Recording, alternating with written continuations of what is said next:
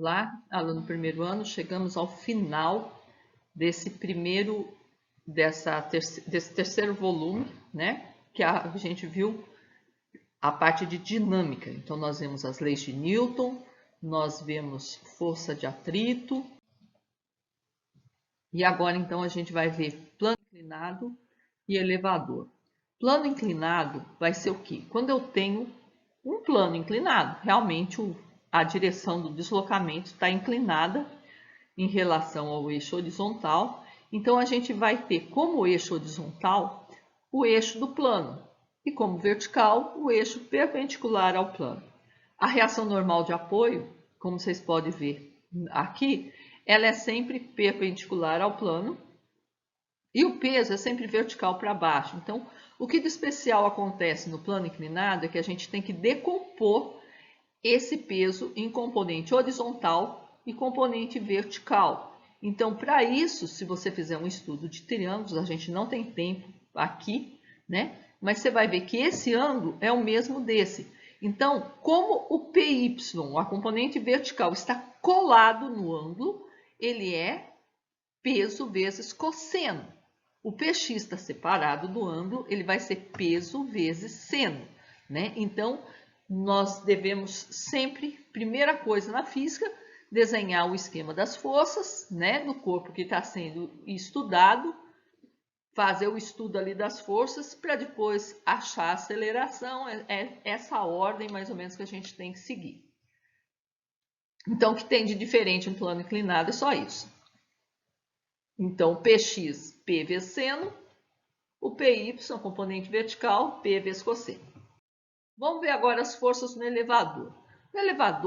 O elevador é um bloco que ele está em movimento. Ele tendo gente dentro ou não, ele tem o peso dele e o peso da pessoa. O que vai contar aqui? Ele não tem apoio, né? Porque até então geralmente os objetos estavam apoiados. Então, ele vai ter tração e peso. Então, quando a gente fala em elevador, nós temos que considerar o movimento do conjunto, o sentido da aceleração. Se não tem aceleração, se ele está parado ou se a velocidade é constante, eu tenho que o peso vai ser igual à tração. Que é o esquema das forças, é a mesma coisa que a gente faz. Fez os esquemas das forças e estuda por aí, geralmente aplica a segunda lei de Newton, princípio fundamental da dinâmica. Agora, se a aceleração do conjunto for para cima, então a força resultante é para cima. Então eu vou ter que a tração é maior que o peso. Então, para mim, a força resultante vai ser tração menos peso. Isso que eu vou igualar igual a massa vezes a aceleração. Se a aceleração for para baixo, eu vou ter o peso maior que a tração. Então, eu vou fazer peso menos tração. No elevador é só isso, você identificar o que você vai fazer. Tração menos peso ou peso menos tração. Então, vamos aos exercícios, às atividades dessa semana. O primeiro aí fala aí, considerando que as forças que atuam em um corpo podem ser definidas em função das componentes no eixo x e y, determine a aceleração adquirida por um corpo ao deslizar do topo de um plano inclinado, liso e livre de atritos, que apresenta um ângulo de 30 graus. Muito importante isso, 30 graus. Então, a gente vai ter um plano inclinado de 30 graus. Vamos pôr nosso corpo, ele está deslizando sem atrito em relação ao solo. Então, quais as forças que estão agindo aqui? Eu tenho a força peso, vertical e para baixo. Ele está apoiado, então eu tenho reação normal de apoio. Só que esse peso não me interessa desse jeito, eu vou decompor ele porque ele tem que estar ou na direção do movimento ou perpendicular ao movimento. Então, aí o PY, PX, né? Então, aqui, ó, o ângulo 30 graus que eu tenho. O enunciado me dá mais um dado, que é a gravidade local de 10 metros por segundo ao quadrado. E aí eu sei o quê? Na vertical eu não tenho movimento. Ele fala que está livre de atrito e não tem mais nenhuma força agindo na vertical aqui. Normal para cima, componente vertical do peso para baixo. Então, quer dizer que um é igual ao outro. Eles estão se anulando. A força resultante, a única força que está atuando, então, é a componente horizontal do peso, que eu posso achar ela como peso vezes seno de 30. Gente, seno e cosseno é aquela tabelinha que eu falei. Geralmente vem dado no problema. Se não vier, vai ser 30, 45 ou 60, igual eu falei para vocês. Seno, cosseno. Põe seno, cosseno. Vou ver se eu ponho aqui depois a tabelinha para aparecer aqui no slide para vocês. Seno, cosseno. 30, 45, 60. 1, 2, 3 para o seno, 3, 2, 1 para o cosseno. Tira a raiz de todo mundo e divide todo mundo por 2. Então, seno de 30 é meio. A gente vai ficar... Então, força resultante, massa vezes aceleração, peso, massa vezes gravidade, seno de 30 é meio. Massa, eu corto com massa, eu não vou precisar da massa, não vai depender. A gente já viu na cinemática que movimento não depende de massa. Então, a aceleração vai ser igual a gravidade vezes meio. Então, a aceleração vai ser 10 vezes meio. A aceleração vai ser 5 metros por segundo ao quadrado. Na 2, uma pessoa com peso de módulo 550 newtons encontra-se no interior de um elevador. Faça um esquema representando os vetores das forças que atuam no sistema e sua aceleração caso A. O elevador esteja parado no primeiro andar. Gente, se ele está parado, a força resultante é nula. Então, já coloquei o desenho do elevador aqui. Vocês podem colocar só um quadradinho, né? Então, ele vai ter a tração, que é onde tem fio, tem tração, tem cabo, tem fio, tem tração. E tem peso vertical para baixo. Como ele está parado, sem movimento, então a aceleração dele é zero. Se a aceleração é nula, a força resultante também é nula. Então, aí eu tenho que o peso vai ser igual a tração, ou a tração igual ao peso. Na letra B, ele fala, o elevador está subindo em movimento acelerado. Subindo, nosso elevador aí de novo, nossas forças, tração e peso. Se ele está subindo, ele tem aceleração. E se ele está subindo acelerado, quer dizer que a aceleração está na mesma direção do deslocamento. Então, a aceleração é para cima. Representei minha aceleração para cima aí. Então, agora, a aceleração não é mais zero. Então, eu tenho uma força resultante que é igual a massa vezes a aceleração. Então, eu tenho que a tração, porque a aceleração é para cima, então tração menos peso vai ser igual a massa vezes a aceleração. Na letra C, o elevador esteja descendo com velocidade constante. Então, se ele está descendo, tudo bem.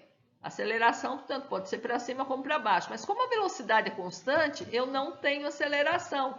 Então, vamos pôr nossas forças aí, que ele quer é a representação das forças, pelo que eu entendi, né? Aqui você pode trocar por 550 o peso, mas eu acho que não precisa, né? A aceleração é igual a zero, porque a velocidade é constante. Então, novamente, eu vou ter o quê? A força resultante é nula, então a tração é igual ao peso. A tração aqui, no caso, vai ser 550 newtons. Na 3, é uma outra questão de plano inclinado. Só pelo plano aí já dá para ver. Um objeto cujo módulo peso é 30 newtons. Então, dado importante. Encontra-se em repouso. Repouso é outro dado importante. Se ele está em repouso, a força resultante é zero. Sobre um plano inclinado de 30 graus. Então, ele me deu a inclinação θ do plano 30 graus, conforme a figura a seguir. Na letra A, ele pede o valor das componentes do peso na direção perpendicular ao plano. Bom, eu sei que Px, que é a componente horizontal, é peso vezes seno. E o PY, que é o que ele está pedindo, é peso vezes cosseno. Mas eu já vou calcular os dois para ficar mais fácil. Da tabelinha a gente sabe que seno é meio, cosseno é raiz de 3 sobre 2, de 30 graus. Já vou calcular o Px, que ele não pediu, mas lá na frente eu vou usar mesmo, então já deixa pronto. peso, então, vai ser 30 vezes meio. A componente horizontal são 15 newtons. A componente vertical vai ser 15, 30 vezes raiz de 3 sobre 2, 15 raiz de 3 newton. Essa componente vertical aqui que ele pediu nessa letra A. O valor da força de reação normal. A reação normal, se a gente olhar aqui, ó, na vertical só está agindo o quê? A componente vertical do peso e a reação normal. Isso quer dizer que a reação normal é igual ao PY, é igual à componente vertical, então é igual a 15 raiz de 3 newtons. Na letra C, ele pede a força de atrito estático, que o plano ele fala que a força não está representada na figura, vamos representar lá.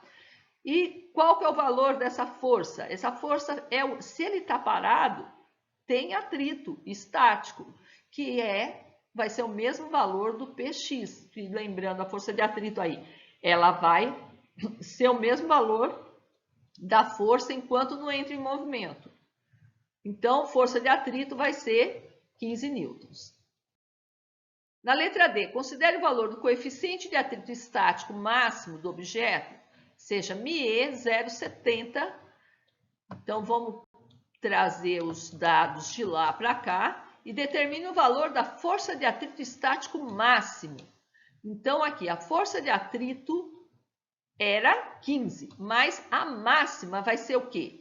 O coeficiente de atrito vezes a normal. Então, eu vou pegar esse 0,70 e multiplicar por 15 raiz de 3. Então, vai dar aí em torno de 18,53 newtons. Muito importante, ele me deu o dado com 2 casas depois da vírgula, eu vou devolver com 2 casas depois da vírgula.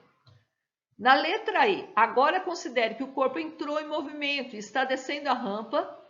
Determine o valor da força de atrito cinético que a superfície exerce no corpo. Então, o coeficiente de atrito cinético ele deu 0,30. Então, eu vou calcular de novo a força de atrito, só que agora com o atrito cinético. 0,30 vezes 15 raiz de 3, vou achar 7,79. Na outra questão, que ele chamou de 3 também, um objeto cujo módulo é 30 newtons, encontra-se em repouso, então está parado, tem força de atrito aqui que não está representada, no ângulo θ de 30 graus, conforme mostra a figura. Determine, então, o ângulo θ de 30 graus. O valor das componentes do peso na direção perpendicular ao plano. Então, ele quer o PY. Do estudo das forças aqui, eu já sei que o PY e a normal são iguais, o PX vai ser igual à força de atrito. Então, ele quer o PY, P vezes cosseno, 30 vezes raiz de 3 sobre 2, 15 raiz de 3 newtons. B, a força de reação normal. A força de reação normal vai ser igual o PY, igual à componente vertical. Então, também vai ser 15 raiz de 3 newtons. Continuando aí, na letra C, eu vou trazer os dados tudo para cá, para mim não ter que voltar ao slide. O valor da força de atrito estático do plano exerce sobre no bloco. Essa força não está representada na figura. Vamos representar. A força de atrito é igual ao Px, que eu já calculei lá, que eu sei que são 15 newtons. Depois, copiei de novo tudo, né? Para a gente poder ver. Considere o valor do coeficiente de atrito estático máximo, 0,70. Determine o valor da força de atrito estático máximo. Então, é só eu multiplicar, colocar a força de atrito lá. O máximo da força de atrito vai ser a normal vezes o coeficiente, vai ser 15 raiz de 3 vezes 0,7. A gente já tinha até feito essa conta, 18,19. E, de novo, ele fala se entrar em movimento, coeficiente cinético 0,30. Eu vou multiplicar a normal pelo 0,30, então eu vou achar aí 7,79. Então é isso, com isso a gente acaba esse terceiro bloco de atividades de física do primeiro ano. Que vem o quarto.